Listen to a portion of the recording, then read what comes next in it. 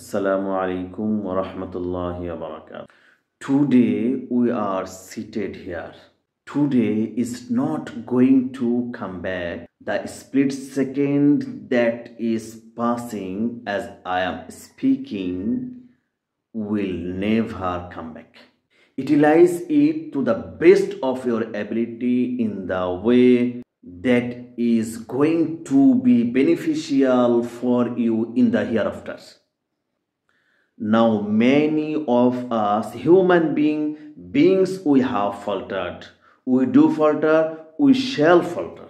Whether it is intentional in the form of a sin or unintentional in the form of gratefulness, don't lose hope in the mercy of Allah.